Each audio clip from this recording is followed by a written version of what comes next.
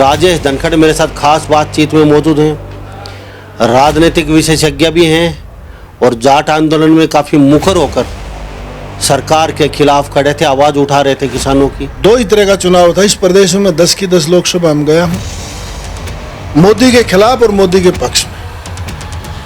ये चुनाव था, लोगों में बहुत ज़्यादा आक्रोश था और उसका बदला लोगों ने लिया है। और अभी तक वो मामला शांत हुआ नहीं।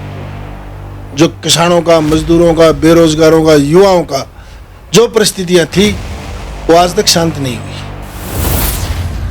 कुछ कांग्रेस के बड़े लीडर जो ईडी सीबीआई से डर के अगर इनसे सेटिंग नहीं करते तो बीजेपी 10 की 10 लोकसभा सीट हार जाती। लगता है कई कांग्रेस के जो लीडर हैं वो डर के मारे पाला बदल गए या नीचे नीचे भीतर घात किया कांग्रेस के। 10% का कपड़े उतार के देखो, खाकी कच्चा में लगा आरएसएस का। डी से दुष्यंत, एन से नैना और ए से अजय। वो डीएनए था ये हरियाणा का, जो बेच के वापस बीजेपी की गोदी में रख दिया।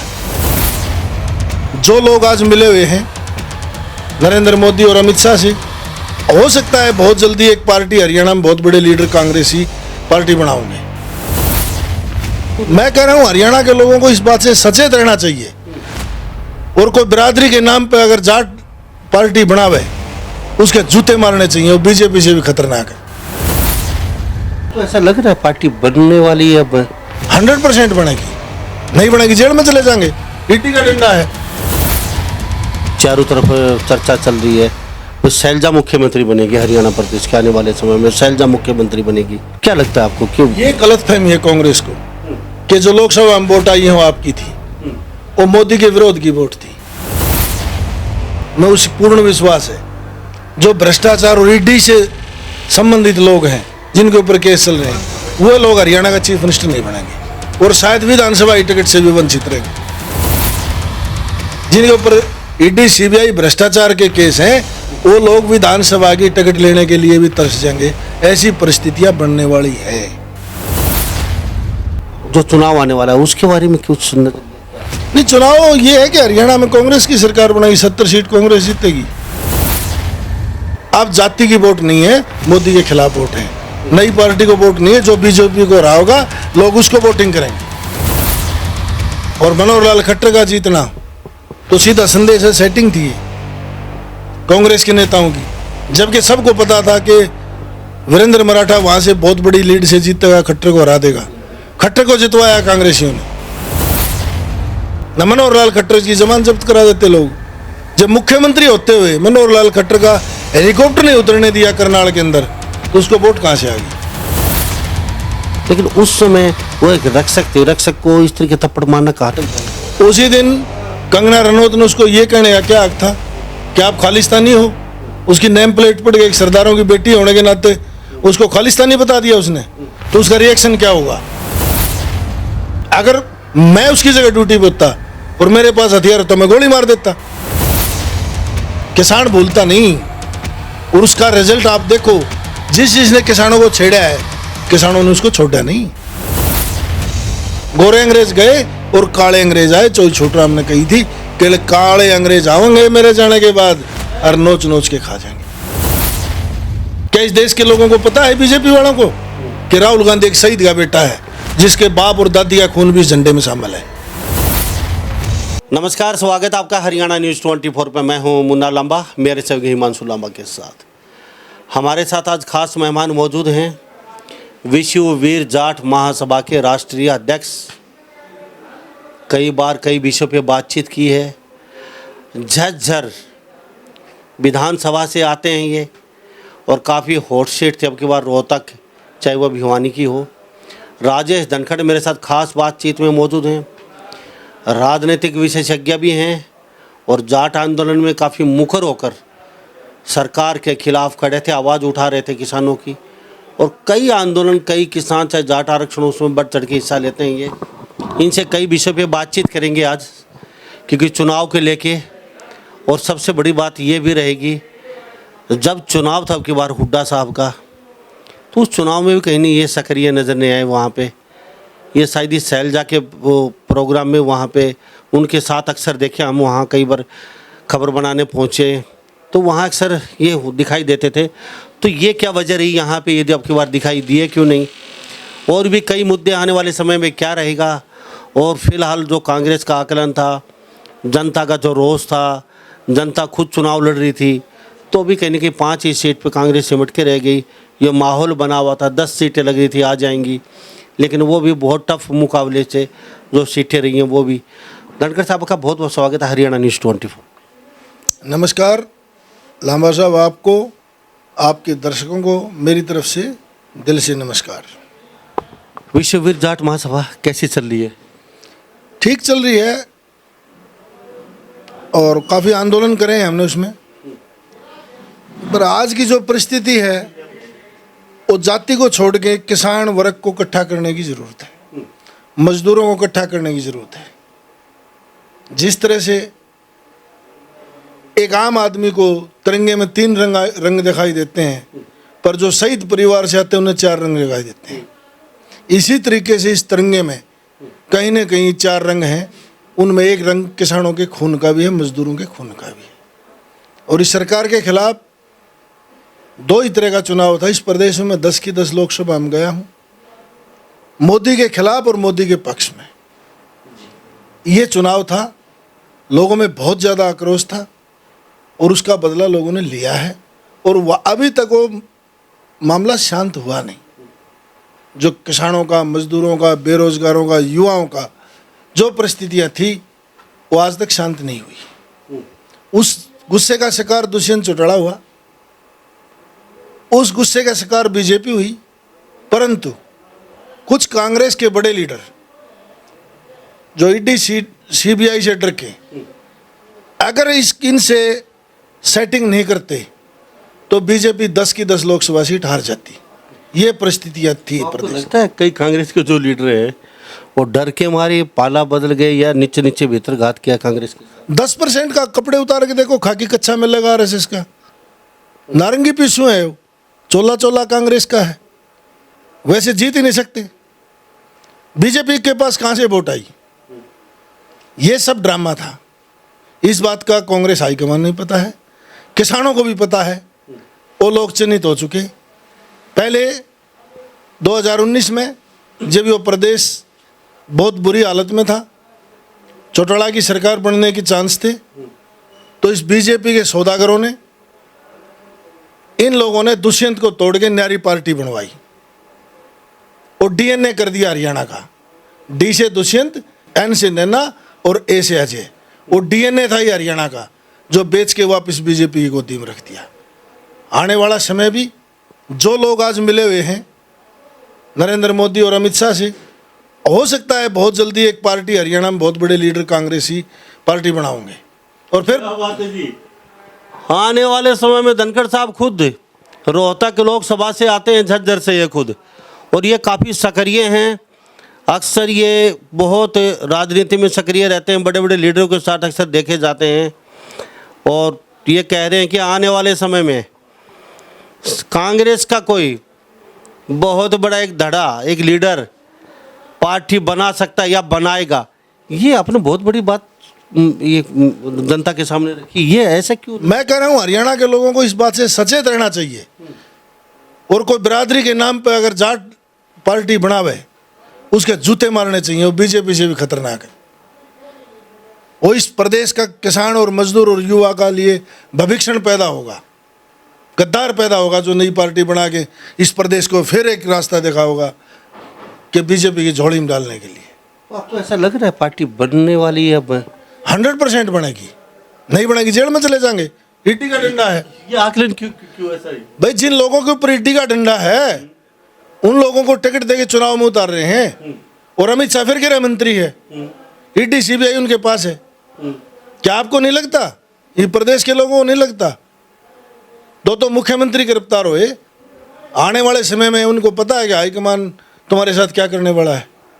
उनको पार्टी बना के और अपना कर्ज उतारना है बीजेपी के आकाओं को खुश करने के लिए।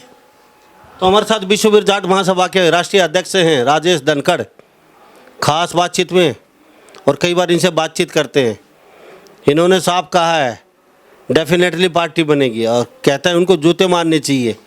कि कहता है डेफिनेटली बनेगी, डंके की चोट पे कहते हैं कि तो समय बताएगा इनकी बातें कितनी सच्ची कितनी कहाँ तक सही रहती हैं। ठीक है धनखड़ साहब, आपके मान लेते हुए पार्टी बनेगी, पार्टी बनती है चली जाती है चलो, लेकिन अब जो फिलहाल जो माहौल दिख रहा है प्रदेश में, क्योंकि बीजेपी कहीं कम नहीं है, सरकार बनाने के मूड में है, उधर कांग्रेस भी कहीं ना कहीं आप कह रहे हैं पार्टी बनेगी तो इस तरीके से, लेकिन आपसे जानना चाहूँगा, हुड्डा साहब चुनाव लड़ रहे हैं उनके बेटे और आप वहाँ सपोर्ट कर रहे हैं शैलजा की, वहाँ पे आपको पदभार संभाल रखा है, इस चुनाव में आप दिखाई नहीं दिए, तो फिर ये वजह क्या रही? क्योंकि आप भी एक विश्ववीर जाट महासभा के राष्ट्रीय अध्यक्ष हैं और जाटों का सीधा सीधा फंडा था, वे बीजेपी को हराना है हमें जैसे तैसे करके, उसके अगेंस्ट खड़े थे, एमएसपी वगैरह कई मुद्दे चले होते, तो आपकी वजह क्या रही? ये इस जाट की नसों में जो खून है ना, वो कभी एहसान को भूलता नहीं, और जिसने दगा कराया उसका बदला लेना नहीं भूलता। और वो कुलविंदर कौर ने दिखा भी दिया चंडीगढ़ एयरपोर्ट पे, कुमारी शैलजा ने मेरे ऊपर एक एहसान किया था, जब मैंने अपनी बेटी की शादी में कार्ड पे लिखवाया कि बीजेपी जेजेपी आरएसएस के लोग शादी से दूर रहें, और मेरे को 2000 धमकियां मिली और खुद प्रियंका गांधी ने ट्वीट कराया वो कार्ड। उसके बाद कुमारी शैलजा सारी कांग्रेस को लेके 9 घंटे तक मेरी बेटी की विदाई नहीं हुई, उतने मेरे घर बैठी रही। मुझे जात पात से ऊपर वो आदमी अच्छा लगा है जो मेरे बुरे वक्त में मेरे साथ खड़ा था। मैं अपना एहसान तारने के लिए गया, अगर कुमारी शैलजा को जरूरत पड़ी तो अपना के खून का खतरा भी दे देंगे। तो फिर यहाँ इस चुनाव से आपने बाइकाट सा कर दिया? नहीं बाइकाट नहीं, हमने लगाया टाइम जैसा हम लगा सके थे। यहाँ दिखाई नहीं दिया? नहीं दिखने से क्या फायदा था, वोट गिरनी थी, ये निशान रहे उंगली के ऊपर, वोट डालिए। वहाँ पे सपोर्टर सब कुछ बिल्कुल सपोर्ट भी करी, जान से करी, शैलजा की पूरी बिल्कुल करी, और आगे भी करेंगे। शैलजा ही सपोर्ट करेंगे, उन्हें एहसान कर रखा है, एहसान फरमोश नहीं है ये कौम। जो जाट का भी जो कभी एहसान भूलता नहीं, और जिसने धोखा किया उसका बदला लेना नहीं भूलता। लेकिन अब चर्चा चली हुई है कि शैलजा बहुत अच्छी लीडर है, चारों तरफ चर्चा चल रही है, तो शैलजा मुख्यमंत्री बनेगी हरियाणा प्रदेश के आने वाले समय में, शैलजा मुख्यमंत्री बनेगी, तो आपको क्या लगता है शैलजा बेस्ट लीडर बन सकती है हरियाणा की, या फिर हुड्डा साहब इस जे कांग्रेस तो हुड्डा, हुड्डा तो कांग्रेस, क्या लगता है आपको? क्यों ये गलतफहमी है कांग्रेस को कि जो लोकसभा में वोट आई है वो आपकी थी, वो मोदी के विरोध की वोट थी। हुड्डा चीफ मिनिस्टर बनो, शैलजा बनो, और कोई अननोन बनो, परंतु मुझे इस बात का हाईकमान ने जो बात कही है, मैं उस पूर्ण विश्वास है, जो भ्रष्टाचार और ईडी से संबंधित लोग हैं जिनके ऊपर केस चल रहे हैं, वो लोग हरियाणा का चीफ मिनिस्टर नहीं बनेंगे, और शायद विधानसभा टिकट से भी वंचित रहेंगे। जिनके ऊपर ईडी सीबीआई भ्रष्टाचार के केस हैं, वो लोग विधानसभा की टिकट लेने के लिए भी तरस जाएंगे, ऐसी परिस्थितियां बनने वाली है। धनखड़ साहब, राजेश जी, चलो आप पूरे हरियाणा भी घूमते हैं, हम भी हरियाणा से बाहर भी जाते हैं, हमने भी हर विधानसभा हर गांव में काफ़ी मेहनत की, काफ़ी हम सक्रिय रहे हैं, घूमे हैं। अब कई बातें आपने अभी बोली है, और भी कई बातें बता रहे हैं, आने वाले समय में चुनाव भी बहुत कांटे की टक्कर रहेगी, लेकिन कहते हैं कि कांग्रेस में फूट आएगी, क्या कोई चुनाव लड़ने वाला है, वगैरह वगैरह कई बातें निकल के आई हैं इस बात में। और आपने एक बात अभी बोल दिया कि कांग्रेस ये भूल में ना रहे कि हमारी वोटें आई हैं, ये मोदी के विपक्ष, मोदी से जो गुस्सा थे, जो किसान थे, उनके वोटें आई, ना कि कांग्रेस के वोट पड़ी हैं। चलो मान लेते हैं ये बात भी आपकी सही है, जहाँ तक क्योंकि गुस्सा किसान थे तो कहीं ना कहीं वो मोदी के खिलाफ वोट पड़े हैं। अब जो चुनाव आने वाला है उसके बारे में कुछ सुनने नहीं, चुनाव ये है कि हरियाणा में कांग्रेस की सरकार बनाई, 70 सीट कांग्रेस जीतेगी, चाहे पार्टी बना लो या कुछ भी कर लो। प्रदेश के लोग 9 साल तक भुगत चुके हैं इनको, और 4.5 साल तक दुष्यंत चौटाला ने जो हमारे साथ दुर्व्यवहार करा। अब जाति की वोट नहीं है, मोदी के खिलाफ वोट है, नई पार्टी को वोट नहीं है, जो बीजेपी को रहा होगा लोग उसको वोटिंग करेंगे। ये परिस्थितियां प्रदेश की हैं। कोई गलतफहमी में रह के मैं नई पार्टी बनाऊंगा, मैं इंडिपेंडेंट उठूंगा, मेरा बहुत बड़ा वजूद है, और दिखा दिया प्रदेश ने कि दान सिंह को भिवानी से जितना काट दिया, और खुद ईरान ने उसको हरा दिया। तो क्या अब ये तो सेटिंग का हो या ये जाटों में तो बीजेपी के खिलाफ आक्रोश है ना, इसलिए दान सिंह की वोट दी है। अगर जाति वोट देते भिवानी और दादरी के लोग तो धर्मवीर को जिता के भेजते। तो ये तो सीधा सीधा है।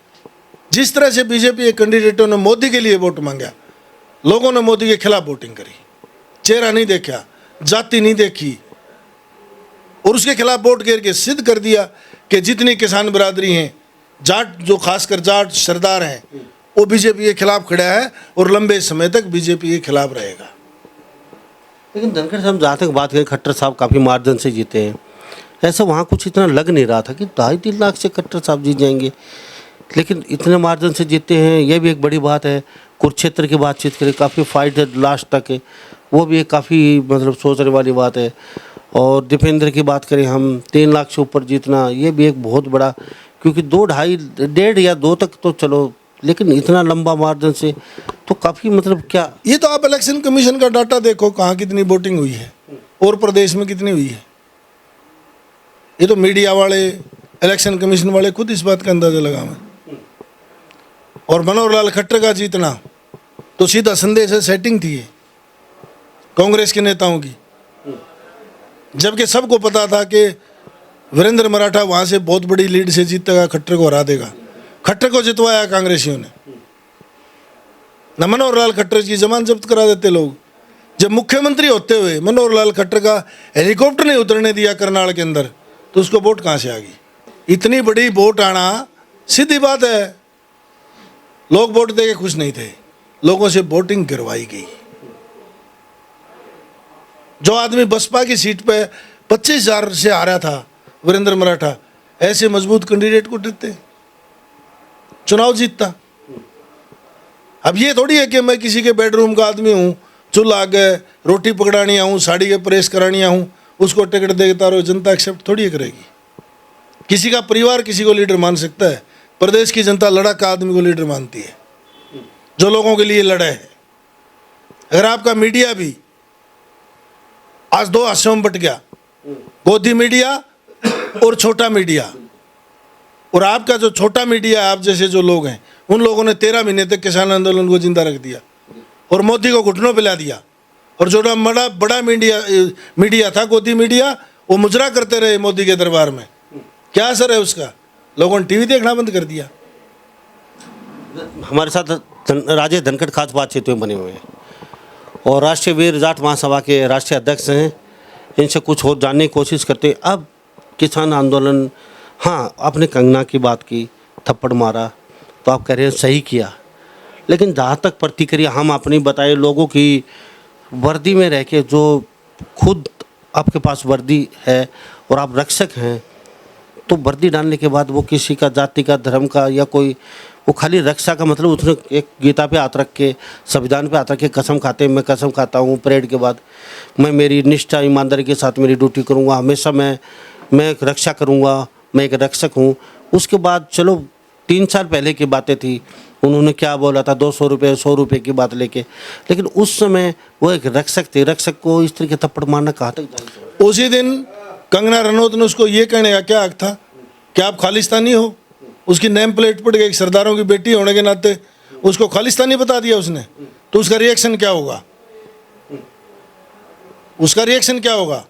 जब वो स्कैनिंग के लिए उसका बैग रखवा रही थी और कंगना रनौत उसके कुलविंदर कौर नाम पढ़ के ये कह रही है तुम तो खालिस्तानी हो, तो अगर मैं उसकी जगह ड्यूटी पे होता और मेरे पास हथियार तो मैं गोली मार देता। आप एक बहुत जिम्मेवार पद पे बैठे हैं, किसान, हाँ, तो ये कहाँ तक ये मेरी जिम्मेवारी है। अगर मेरी वर्दी मैं पहन रहा हूँ और मेरे को कोई राजनेता आतंकवादी कहे, उसको मैं गोली से शूट कर दूँ, ये कौन सी बात है? कि को चुन के आया था किसी फौजी अफसर को जो 8 साल की सर्विस में जिसने दाग नहीं लगवाया, उसको आतंकवादी कह देना, ये कहाँ तक ठीक है? ये कहाँ तक जायज़ था? लेकिन आपको नहीं लगता कि 3 साल पहले की बातें उठा के वहाँ पे इस तरीके से? 3 साल पहले कहाँ? जिस दिन वो एयरपोर्ट पे थी उस दिन कुलविंदर कौर को उसने आतंकवादी खालिस्तानी कहा है। वो तो बाद की बात है, थप्पड़ मारने के बाद पहले कहा है उसने। आपने वो क्लिप सारी देखी? हाँ, उनके इंस्पेक्टर की भी क्लिप सुन के देखो आप। उनका इंस्पेक्टर क्या कह रहा है सीआईएसएफ का, कि जब कुलविंदर कौर ने ये कहा कि मैडम अपना बैग और फ़ोन स्कैन कराओ, उसने नेम प्लेट पढ़ के पहले उसको कहा आप तो आतंकवादी हो, खालिस्तानी हो। गलत प्रतिक्रिया थी उसकी। क्या एक चुने हुए सांसद को, किसी सैनिक को यह कह देना, जिसने इस देश का तिरंगा ऊंचा रखने के लिए अपनी हजारों कुर्बानियां देते हैं उस जिन परिवारों के लोग, क्या एक नाचने गाने वाली सांसद बन के और किसी जवान को आतंकवादी कहेगी? कहाँ तक जायज है ये? कहाँ तक जायज है? बीजेपी का चरित्र है ये। सर मान लेते हैं आपकी बात, अगर यहाँ पे कांग्रेस का कोई लीडर होता तो उसका ही मानना चाहिए। कांग्रेस का क्या है? आपका रिएक्शन क्या होगा? बिल्कुल, कांग्रेस का आदमी अगर वर्दीधारी किसी आदमी को आतंकवादी खालिस्तानी कहेगा और किसानों को 100 रुपये में लेबर पे कहेगा तो कांग्रेस वाला ही पिटेगा, और मैं कहूँगा तो मैं भी पिटूंगा, और कोई मीडिया वाला कहेगा वो भी पिटेगा। लेकिन जहाँ तक हम बातचीत करें, इस मुद्दे को इतनी बड़ी तूल देने की ज़रूरत क्या थी? कहीं पे उस लड़की को सम्मानित किया जा रहा है, कहीं पे कह रहे हैं कि आपको इतना बड़ा एक ये हाँ ऑफर दे दिया, जॉब देंगे, यहाँ वो करेंगे। क्योंकि ये जो मामला था, तो कहीं ना कहीं ये लगती है किसान आंदोलन दोबारा से कहीं ना कहीं खड़ा होने की। देखो, जय जवान जय किसान कैसे रहेगा? अगर ऐसे जवानों को हम उनके सम्मानित नहीं करेंगे तो फिर जवान तो इसका मतलब पिटता रहेगा, राजनेताओं की ठोकर खाता रहेगा। राजनेता बड़ा नहीं है हमारे लिए, इस देश का सैनिक बड़ा है। कभी राजनेताओं के घर से कोई तिरंगे में लिपट के आया आज तक? और हमारे घरों से आते हैं तिरंगे में लिपट के। तो राष्ट्रीय विधि के आप अध्यक्ष हैं, तो अब सरकार को 4 महीने बचे हैं। हरियाणा सरकार, सेंट्रल गवर्नमेंट में प्रधानमंत्री मोदी जी शपथ ले चुके हैं। क्या कहना चाहते हैं, क्या मांगे हैं? जल्दी जल्दी पूरी। एमएसपी नहीं बनी तो फिर होगा किसान आंदोलन। किसान आंदोलन बंद कहाँ हुआ है? खनौरी बॉर्डर पे आज भी किसान बैठे हैं। कल टीएमसी के 5 सांसद भी गए। फिर किसान आंदोलन होगा। प्रदेश और देश की परिस्थितियां तो सरकार खराब कर रही है कि किसी नाचने गाने वालों को जेड सुरक्षा और किसानों के बच्चों पे गोलियां। पाकिस्तानी है हम। शुभकर्ण जैसे भाई को सर में गोली मार के शहीद कर दिया। क्या सरकार है ये? किसान आतंकवादी है, सरकार में बैठे लोग आतंकवादी हैं। लेकिन धनवीर साहब, एक बात समझ में नहीं आई। बहुत अच्छी बात है, चलो आप अपनी प्रतिक्रिया रख रहे हैं हमारे चैनल पे। जब बंशीलाल की सरकार थी चौधरी की, मंडियाली कांड, वहाँ पे भी 5-7 लोग मारे गए थे, भी मूर्ति लगी हुई है। और जहाँ तक बातचीत करें, भजनलाल सरकार की कादमा कांड हुआ था और चौटाला का तो कहने ही क्या है। तो सरेआम गोलियाँ तो वहाँ चली थी, यहाँ तो अभी ऐसा कुछ निकल के भी नहीं। अभी गोली मार दी या गोली मार दी। शुभकर्ण के गोली नहीं मारी, ड्रोन से बम नहीं गिरे गए। बंसीलाल ने ड्रोन से बम गिराए थे। और जो किसान शहीद गिरे उसके बाद कब से उन्होंने सरकार बना ली? उन्होंने तो सीधी गोलियां ही मरवा दी थी। किसने? बम नहीं मरवाए। आई ने दोनों काम करे हैं। खनौरी बॉर्डर पे ड्रोन से बम नहीं गिरे गए। लेकिन आपको नहीं लगता इतना बड़ा आंदोलन और इतनी बड़ी तादाद में इतने बड़े आंदोलन ये हुए नहीं कभी, तो भी इतना बड़ा हादसा हो गया, इतने लोग मर गए, और इतने बड़े आंदोलन में आज तक कहीं कीड़ी का खुड़का नहीं हुआ, ये मानते हैं? जो लोग चले गए उनके बारे में कोई प्रतिक्रिया देना हमारे समाज के लिए गलत है। अगर चौधरी बंसीलाल आज जिंदा होते उस बात पर हम चर्चा करते। चौटाला साहब भी मरे बराबर है। एक एमएलए है ना जिसकी तुत्ती बोली थी, जो देश के प्रधानमंत्री का फैसला कर रहा था, चौधरी देवलाल, उसी नेलो में देखे विधायक है। लेकिन कई कांड तो कई बार हुए तो ना आंदोलन। तो किसानों को छेड़ने का स्वाद आया ना। किसान भूलता नहीं, किसान भूलता नहीं। और उसका रिजल्ट आप देखो, जिसने किसानों को छेड़ा है, किसानों ने उसको छोड़ा नहीं। और एमएसपी पूरी हो जाती है किसानों की, तो फिर ये मसला सॉर्ट आउट होया हुआ है। किसान ने कोई बीजेपी से दुश्मनाई थोड़ी है। बीजेपी ने किसानों से दुश्मनाई है। किसान तो अपनी जायज मांग मान ले। कलम से शायद 20,000 करोड़ मोदी जी ने बैठते बैठते ऑफिस में जाते पहला इतने कागजात में तो बहुत पहले भी दिए हैं किसानों को। कहाँ जाता है वो पैसा? वो बड़ी कंपनियों, खाद कंपनी को, दवाई कंपनी को। किसानों के पास क्या आता है? किसान की जो बेटी 8 साल की, 5 साल की, 6 साल की बेटी जो अपने खेत में जा है, जापा होते ही 10 दिन का बच्चा होती है, बहू खेत में जा है, 80 साल का बाप खेत में पानी दे है, उसको एमएसपी नहीं चाहिए क्या? किसान कर्जवान हो गया। आपको पता है अडानी का 1600 करोड़ रुपए घंटे की इनकम है। ठीक है धनवीर साहब, ये अडानी का मैटर 10 साल में निकल के आया हुआ। 55 साल तो कांग्रेस की सरकार रही है, जब एमएसपी की कहीं मांग कभी उठी नहीं, ना किसानों ने कभी मांग की। अब ये क्या, जब हम पढ़े लिखे होंगे तो आज सबके हाथ में मोबाइल है, सब ने पता लग गया कि बेरोजगारी क्या है, अब दुबई में कोई तेल का रेट होगा, यहाँ इंडिया में पता लग जाएगा। ये जानकारी से, इस बात से लोगों को पता लगा है कि तुम्हारी परिस्थितियां सरकारों ने क्या कर दी। कि अंग्रेज काले गए थे, गोरे अंग्रेज गए और काले अंग्रेज आए। चौधरी छोटूराम ने कही थी कि काले अंग्रेज आएंगे मेरे जाने के बाद और नोच नोच के खा जाएंगे। आज इस किसान मजदूर को तबाह कर दिया इस राजनेताओं ने। कहाँ किसानों के कितने बच्चे हैं, किसानों की क्या हालत है। आप अपने गांव से, अपने घर से देखो, 5 किले का किसान 25 लाख रुपया कर्जवान है, और एक बार कोई सरकार में चला गया वो अरबपति करोड़पति है। क्या वो देश का लाल बहादुर शास्त्री प्रधानमंत्री नहीं था जो पट्टे हुआ कुर्ता पहन के लाल किले पे भाषण दे था? क्या चौधरी चरण सिंह नहीं था जो पट्टी हुई धोती बांध के ये कही थी कि मेरे किसान देश का पट्टी हुई धोती बांध रहा है और पूरी दुनिया देखेगी कि लाल किले से किसी किसान का बेटा पट्टी धोती में भाषण दे रहा है? और 10-10 जोड़ी कपड़े बदलते हैं प्रधानमंत्री देश के, 8-8 हज़ार करोड़ के जहाज में चलते हैं। लाल बहादुर शास्त्री जहाँ संग्रहालय है वहाँ लोन की फेट आज भी खड़ी है। ये तो प्रधानमंत्री सभी करते हैं, प्रोटोकॉल भी होता है। जवाहरलाल नेहरू भी ऐसे ही करते थे, उनके पास भी अपनी उस जमाने की सबसे बेस्ट फ्लाइट होती थी, वो भी ऐसे ही ड्रेस बदलते थे ना। जवाहरलाल नेहरू तो प्रधानमंत्री बनने से पहले कॉलेज के सारे गेट ऑफ गाड़ी हुआ करती। जवाहरलाल नेहरू तो देश का पूंजीपति आदमी था ना, उसके बाद भी अपनी संपत्ति से कई लाख करोड़ रुपया उसने दिया था।